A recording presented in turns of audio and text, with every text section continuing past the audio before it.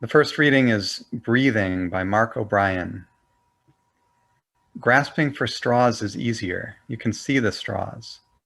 This most excellent canopy, the air, look you, presses down upon me at 15 pounds per square inch.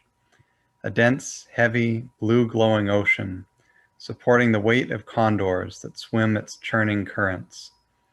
All I get is a thin stream of it, a finger's width of the rope that ties me to life, as I labor like a stevedore to keep the connection. Water wouldn't be so circumspect.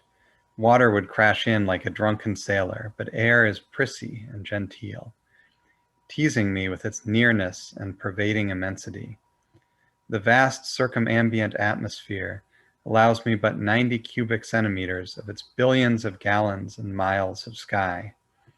I inhale it anyway, knowing that it will hurt in the weary ends of my crumpled paper bag lungs.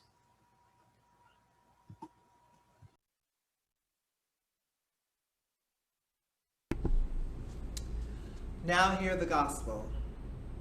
The apostles gathered around Jesus and told him all that they had done and taught. He said to them, "Come away to a deserted place all by yourselves and rest a while."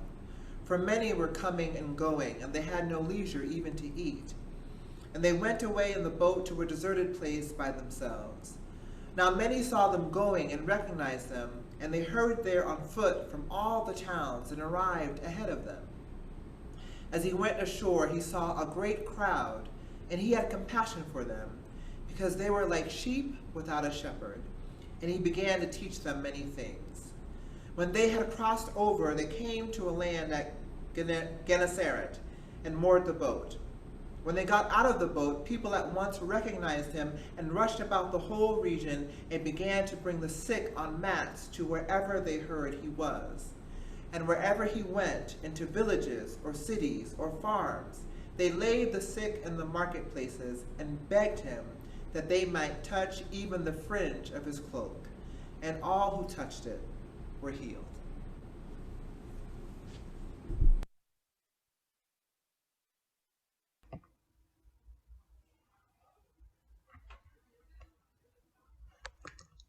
When I came across the poem that we heard tonight, poetryfoundation.org informed me that it appeared in a collection called The Man in the Iron Lung.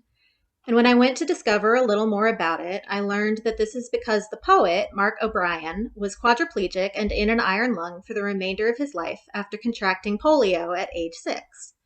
O'Brien died in 1999 and is known for his poetry, his career in journalism, and his disability rights activism. With this knowledge, I went back and heard the poem with new ears.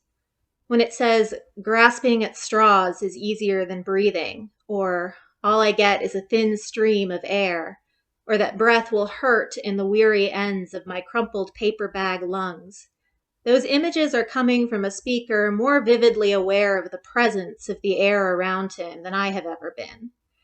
What strikes me the most are the contrasts between the vast circumambient atmosphere of the sky with the smallness of a human with 90 cubic centimeters of air in his lungs, laboring intentionally against the pressure.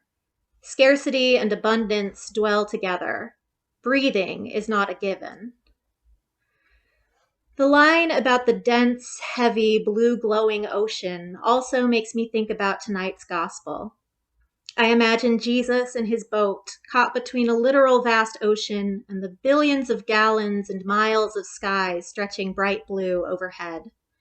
Pressure sticks out to me in this passage too. Jesus, a hard-working preacher if there ever was one, is so tired. He wants to get in a boat with his friends, go somewhere quiet, and get some rest. But when they land, a crowd has already gathered there, needing him, and he freely gives them what they need. Later, he gets in a boat again, and again people show up at once, and again he spends his time laboring, taking care of people. Of course, I don't fault anybody in that crowd. I just also really feel for Jesus. He's one small human caught in the grip of a mission far, far greater than a single human. I imagine that he's exhausted, and I wish he could work not quite so hard for a little while. This gospel passage shows Jesus living sacrificially, choosing something else over his immediate desire.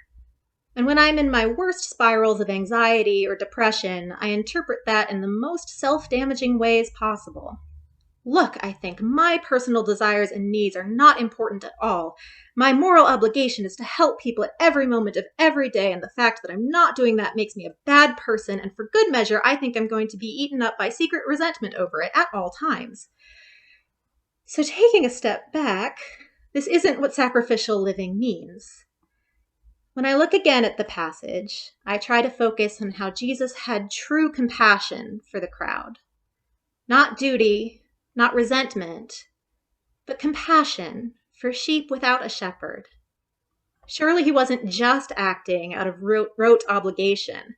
Surely teaching and healing and resting are all authentic desires for Jesus. I see, too, the people begging him that they might touch even the fringe of his cloak. And when I put this next to the poem, with its finger's width of the rope that ties me to life as I labor like a stevedore to keep the connection, I find myself subtly reorienting my way of thinking. Connection, reaching, straining for touch, on the other side of which is life. People are reaching out to touch Jesus, and Jesus is reaching out to touch them as well. Poets make art that speaks in prophetic ways they can't anticipate. Journalists take the time to learn and share other people's stories. Activists labor to protect and support people they will never meet. Maybe even the fact that I signed up to give this reflection, or that you chose to show up to this service, belong on this list too. All of these acts strengthen the body of which Jesus and Mark O'Brien and you and I are all a part. It would be easier not to do them, but would it really be more life-giving? Sometimes the answer is, yeah, it would be more life-giving to play video games and go to bed early tonight, so it's important to check in with ourselves and with God, who knows both the value of work and the value of Sabbath. Yet still, much of the time, it doesn't help to look for a choice between rest and struggle. Life takes effort. Living is hard sometimes, for many or maybe all people. Not just the actions that make up one's days, but the very act of taking in air, choosing to stay tethered to life. The world gets dark, people get tired, and I think sometimes the best thing to hold on to is just faith that there's still something worth reaching out for. Each of us is one small human, under billions of gallons and miles of sky. Sometimes that's heavy, sometimes it hurts. But with Mark O'Brien, we inhale it anyway. With Jesus, we look for compassion even in exhaustion. And with the people in the crowd, we keep reaching out to touch the fringe of Jesus' cloak. Amen.